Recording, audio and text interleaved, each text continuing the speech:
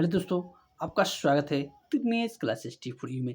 तो आपको पता है कि यहाँ पे डेली करंट अफेयर का सीरीज चला जा रहा है, जिस सीरीज का नाम है आपका करंट अफेयर का सुनिए, जो 5 मिनट में 10 क्वेश्चन कराए जाएंगे और आपको ये सारे प्रश्न जो भी मैं बता रहा हूँ बीपीसी टीचर 4.0 आने वाली है, उसमें लगभग 1,38,000 के आसपास वैकेंसी रहेगी, जो कि TRE 4 का बिग वैकेंसी होने वाली है।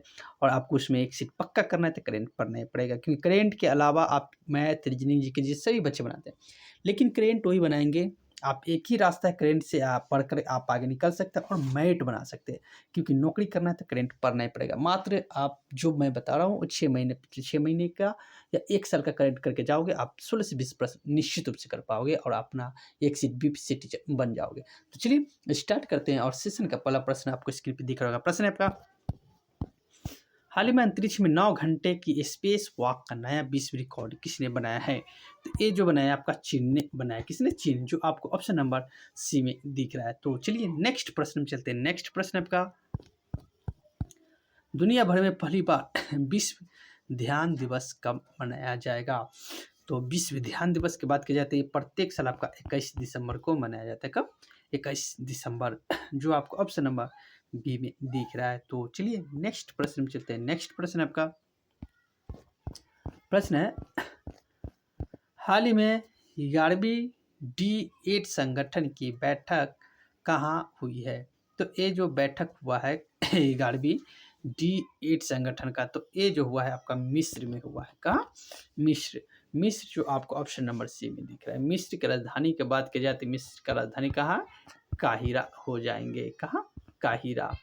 चलिए, मिस्र किस नदी का देन है? तो मिस्र जो देन है वो नील नदी का वरदान है, यानी कि नील नदी के बहने क्या टीला लगाते लगाते, जो कहने का मतलब देखिए, नील नदी यहाँ से बह रहा है, यहाँ पर आते थे रेत जमा करते करते कारण क्या हुआ, बहुत बड़ा हो, जिससे कारण इसमें मिस्र इसी टीले पे बसे हुए, इसीलिए बोला जाता है मिस्र क्या है, नील नदी का वरदान है। तो चलिए नेक्स्ट प्रश्न चलते हैं। नेक्स्ट प्रश्न है आपका, हाल ही में अंग्रेजी श्रेणी में किसे साहित्य अकादमी पुरस्कार 2024 से सम्मानित किया गया है? तो ये जो किया गया है ये आपका स्टर्लिन कीर को, किसे?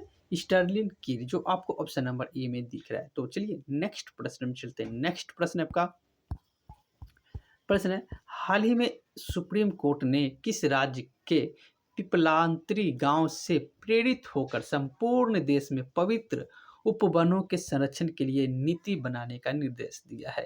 तो ये जो दिया है ये आपका हो जाएगा, आपका ऑप्शन नंबर जो डी दिख रहा है ना, राजस्थान। क्या हो जाएगा? Rajasthan is the correct answer हो जाएंगे। तो चलिए नेक्स्ट प्रश्न में चलते हैं। नेक्स्ट प्रश्न आपका प्रश्न है, हाल ही में विशेष निवेशक कोष SIF का गठन किसने किया है?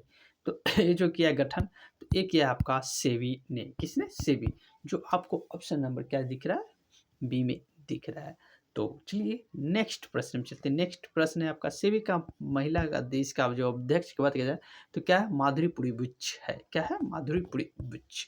चलिए नेक्स्ट प्रश्न में चलते हैं। नेक्स्ट प्रश्न आपका, हाल ही में दिवगत दिवंगत ओम प्रकाश चौटाला किस राज्य के पूर्व मुख्यमंत्री रहे थे?